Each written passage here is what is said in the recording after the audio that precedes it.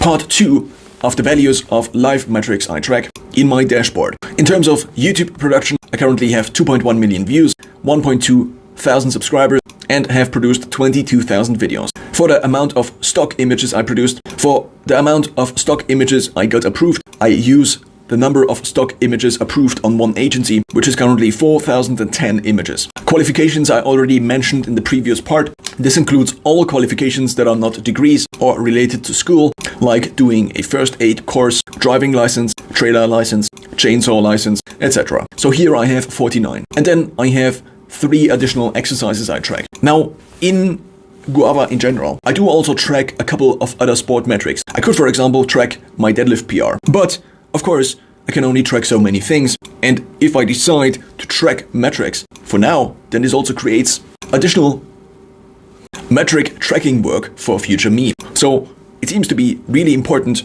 to focus on the metrics that ideally integrate the most behavior. So what I currently chose for my dashboard, which currently includes 32 metrics in total, is pull-ups, push-ups, and muscle-ups. My latest pull-ups entry is 16, and what's lacking here is previous PRs. I think at one point I was able to do 20, 21, maybe 25 or 26. But I think it's somewhat useful to also have the latest entry displayed here, with still the option to click on it and view my PR, because otherwise what would result out of this is that I only would need to peak these metrics once in my life, and thus I would not have rates, but rather absolute values. So if I was able to do 21 pull-ups at one time in my life, then that's great, and this is the value that then would be displayed for eternity in my dashboard. But of course, what I actually want with tracking this metric is that I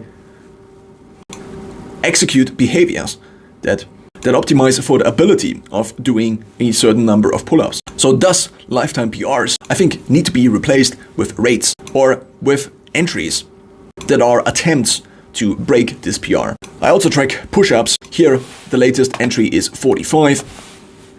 And my lifetime PR, at least as tracked in here, is 82. And then I have muscle-ups, which currently I can only do crappy.